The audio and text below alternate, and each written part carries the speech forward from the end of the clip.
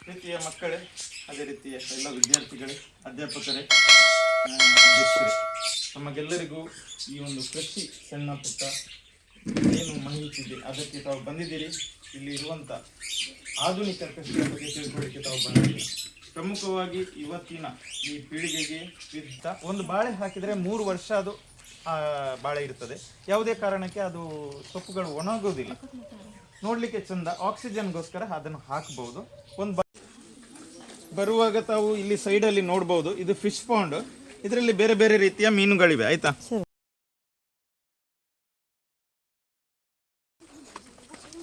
ಹೆಸರು ಕೃಷ್ಣಿಕಾ, ಸ್ನೇಹ, ಹೆಸರು ಶುಭಂಗಿ, ಲೀಸಾ, ಹೆಸರು ಅಕ್ಷಿತಾ, ಪಟಪಟ ಹೆಸರು ಹೇಳಬೇಕು. ಸುಹಾನ, ಶ್ರಾವ್ಯ, ಹೆಸರು ಜಯಶ್ರೀ, ಟೀಚರ್ ಅಚಲ, ಲಕ್ಷ್ಮಿ, ಹೆಸರು ಸಂಜನಾ, ಹೆಸರು ಅನ್ವಿತಾ, ಹೆಸರು ಹೆಸರು ಐಶ್ವರ್ಯ, ಹೆಸರು ಹೇಳಬೇಕಲ್ಲ, ಹೆಸರು ಮಣಿಯಂತ, ಕರಂದರ್, ವಿಷ್ಣುವರ್ಧನ್, ಲಲಿತಾ, ಹೆಸರು ಅರ್ಜುನ್, ಹೆಸರು ಪೂರ್ಣಿಶ್, ಹೆಸರು ಸೌಮ್ಯ, ಹೆಸರು ಥ್ಯಾಂಕ್ ಯು. ರೀತಿ ಕೃಷಿಗೆ ಬರುವಂಥ ಪೀಳಿಗೆ ತುಂಬ ಕಡಿಮೆ, ಗೊತ್ತಾಯ್ತಾ. ಈಗ ರೈತರು ಅನ್ನೋದೇ ಇಲ್ಲ. ಡಿಗ್ರಿ ಮತ್ತು ದೊಡ್ಡ ದೊಡ್ಡ ವಿದ್ಯೆ, ಇಂಜಿನಿಯರ್, ಡಾಕ್ಟರ್ ಎಲ್ಲ ಕಲೀಲಿಕ್ಕೆ ಹೋಗ್ತಾ ಇದ್ದಾರೆ. ಇಷ್ಟು ಜನರಲ್ಲಿ ಹಿರಿಯರ ಗದ್ದೆ ಯಾರ ಹತ್ರ ಇದೆ? ಹಿರಿಯರ ಗದ್ದೆ ಮನೆಯಲ್ಲಿ ಅಪ್ಪ ಅಜ್ಜ ಗದ್ದೆ ಇರುವವರು ಕೈ ಎತ್ತಿ. ಏನು ತಪ್ಪಿದ್ರೆ ಏನು ಸಮಸ್ಯೆ ಇಲ್ಲ. ತ್ರಿಷದವರು ಇಲ್ಲ, ಲ್ಯಾಂಡ್ ಇಲ್ಲ, ಅಗ್ರಿಕಲ್ಚರ್ ಲ್ಯಾಂಡ್, ಹಾರ್ಟಿಕಲ್ಚರ್ ಲ್ಯಾಂಡ್ ಇಲ್ಲ. ಓಕೆ, 2 ಅಥವಾ 3 ಜನ, ಆಯಿತಾ. ಇಷ್ಟು ಜನ ಮಕ್ಕಳಲ್ಲಿ 2 ಅಥವಾ 3 ಜನ ಯಾರು ಕೃಷಿ ಮಾಡ್ತಾ ಇದ್ದಾರೆ? ಅದು ಈಗ ಇರುವಂಥ ಪ್ರದೇಶವನ್ನು ಭತ್ತ ಮಾಡ್ತಾರಾ? ಮಾಡ್ತಾರಾ?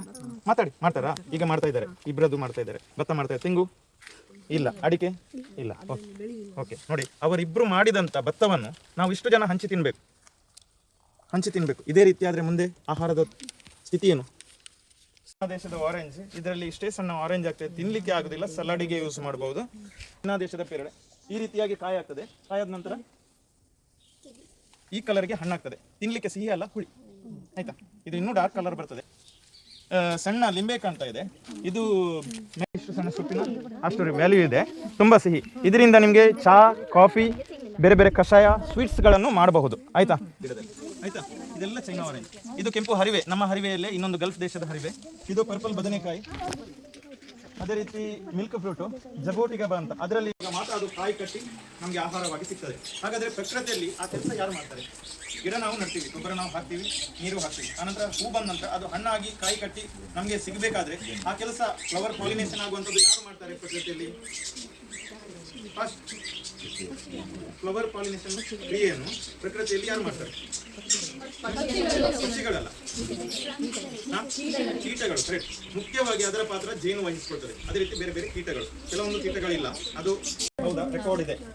ಒಂದು ಸಿಲಿಂಡರ್ ಅದೆಷ್ಟೋ ಜನ ಬ್ಲ್ಯಾಕ್ ಅಲ್ಲಿ ಅದಕ್ಕೆ ದುಡ್ಡು ಕೊಟ್ಟು ಖರೀದಿಸಿದ್ದಾರೆ. ಇವತ್ತು ಆ ಕೆಲಸವನ್ನು ಈ ಗಿಡಗಳು ಮಾಡ್ತಾ ಇದ್ದಾರೆ. ಅದಕ್ಕೋಸ್ಕರ ನಾವು ಪರಿಸರ ಸಂರಕ್ಷಣೆ, ಮುಖ್ಯವಾಗಿ ಒಂದು ಆಹಾರ, ಒಂದು ನಮಗೆ ಬೇಕಾಗುವಂಥ ಆಕ್ಸಿಜನ್, ಇದಕ್ಕೋಸ್ಕರ ನಾವು ಗಿಡಗಳನ್ನು ಇಡಲೇಬೇಕು.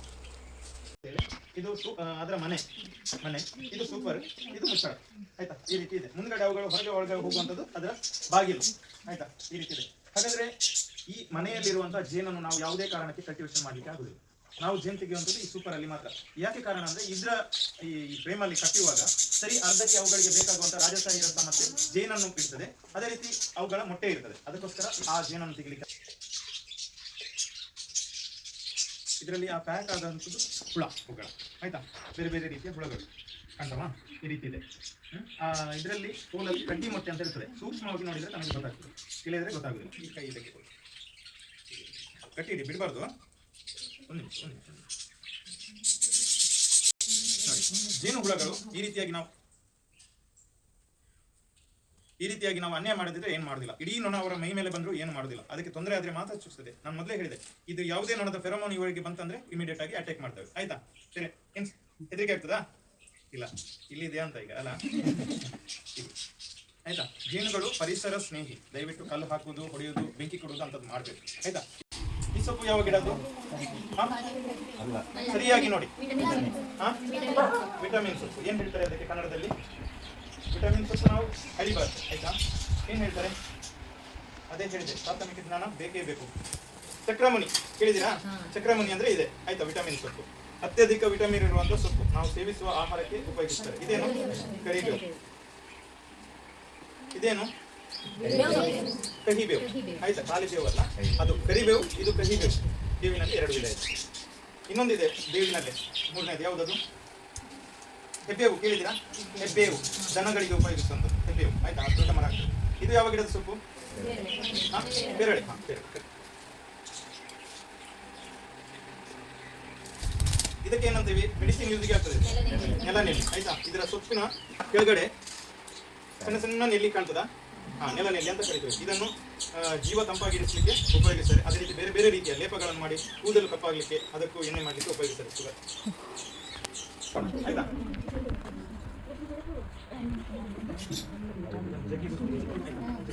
ಇನ್ನು ಜಾಮ್ ತಿಂದಿಲ್ಲ,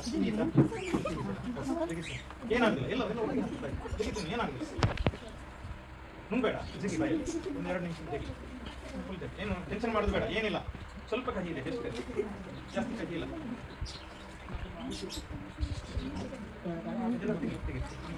ಎಲ್ಲರಿಗೆ ಸಿಕ್ಕಿತ್ತಾ ಹಣ್ಣು? ಜಗಿ ಜಗಿ ಬಾಯಲ್ಲಿ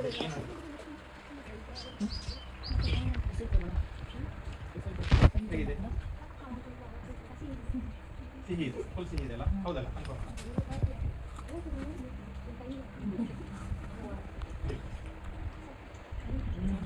ಏನಾಗ್ತಿದೆ? ಮಣ್ಣು ತಿಂದಾಗ ಆಗ್ತಾಯಿದೆ, ಹೌದಾ?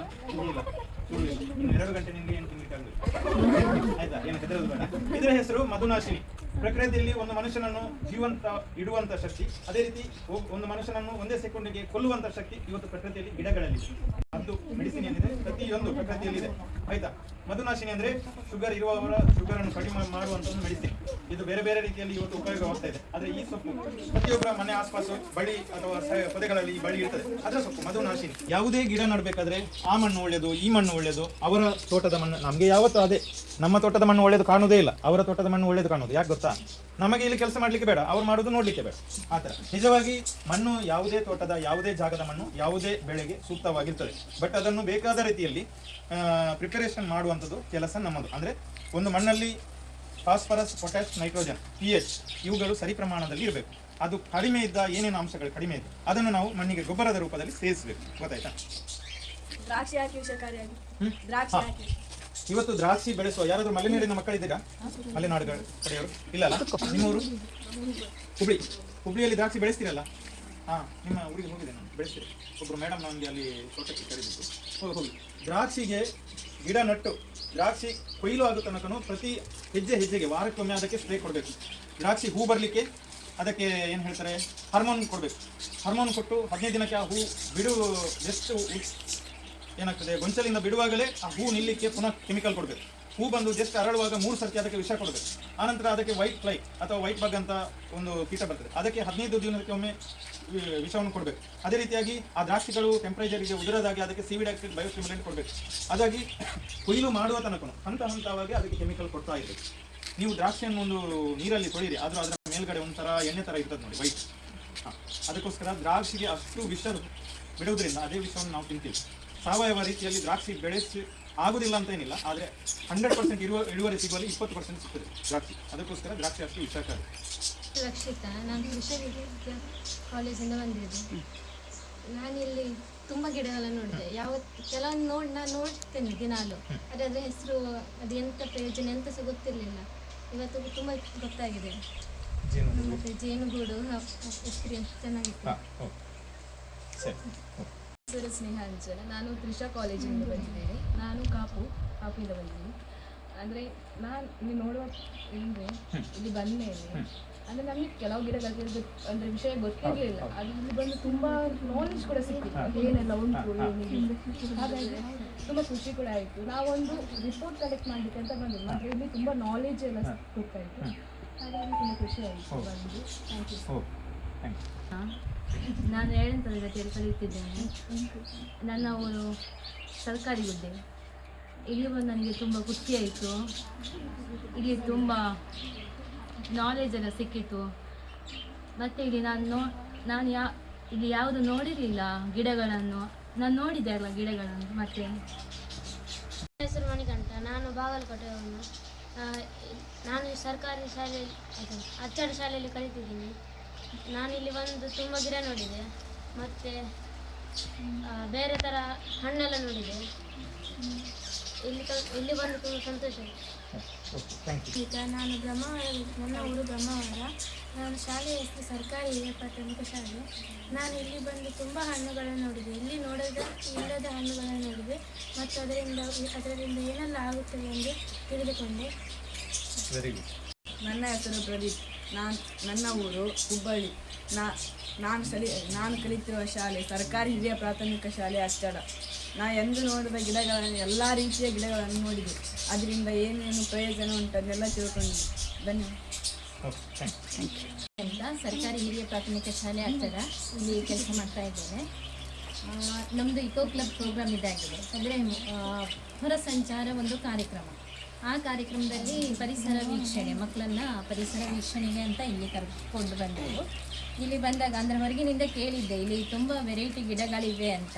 ಅಂದರೆ ಇಷ್ಟು ಒಂದು ಸಣ್ಣ ಜಾಗದಲ್ಲಿ ಅಂದರೆ ಸ್ಲ್ಯಾಬ್ ಮೇಲೆ ಇಷ್ಟು ಒಂದು ಗಿಡಗಳನ್ನು ನೀವು ನೆಟ್ಟಿದ್ದೀರಿ, ಅದನ್ನು ಪೋಷಣೆ ಮಾಡ್ತಿದ್ದೀರಿ ಅಂತ ಹೇಳಿದರೆ ತುಂಬಾ ಒಂದು ವಿಶೇಷ ಅಂತ ಹೇಳ್ಬೋದು. ಅದು ಕೂಡ ತುಂಬ ವೆರೈಟಿ ಬೇರೆ ಬೇರೆ ರೀತಿಯ ಗಿಡಗಳನ್ನು ನೆಟ್ಟು ಅದನ್ನು ಜನರಿಗೆ ಪರಿಚಯಿಸುವಂಥ ಒಂದು ವಿಶೇಷವಾದ ಕಾರ್ಯಕ್ರಮವನ್ನು ನೀವು ಹಮ್ಮಿಕೊಂಡಿದ್ದೀರಿ. ಅದು ಎಲ್ಲರಿಗೂ ಒಂದು ಮಾದರಿಯಾಗಿದೆ ಅಂತ ಹೇಳ್ಬೋದು. ಮತ್ತು ಮಕ್ಕಳಿಗೆ ಈ ಎಳೆ ವಯಸ್ಸಿನಲ್ಲಿ ಗಿಡಗಳ ಪರಿಚಯ ಮಾಡಿದಾಗ ಮತ್ತು ಪರಿಸರದ ಬಗ್ಗೆ ಅವರೂ ಕೂಡ ನೀವು ಅವರಿಗೆ ಸ್ಫೂರ್ತಿ ಆಗ್ತೀರಿ, ನಮಗೂ ಕೂಡ ಸ್ಫೂರ್ತಿಯಾಗಿದ್ದೀರಿ ಅಂತ ಹೇಳಲಿಕ್ಕೆ ಇಷ್ಟಪಡ್ತೇನೆ. ಅಂತೂ ಈ ವಾತಾವರಣ ನಮಗೆ ತುಂಬ ಖುಷಿ ಕೊಟ್ಟಿದೆ. Thank you. ನನ್ನ ಹೆಸರು ಸೌಮ್ಯ. ನಾನು ಸರ್ಕಾರಿ ಹಿರಿಯ ಪ್ರಾಥಮಿಕ ಶಾಲೆ ಅಚ್ಚಡ ಇಲ್ಲಿ ಶಿಕ್ಷಕಿಯಾಗಿ ಕೆಲಸ ನಿರ್ವಹಿಸ್ತಿದ್ದೇನೆ.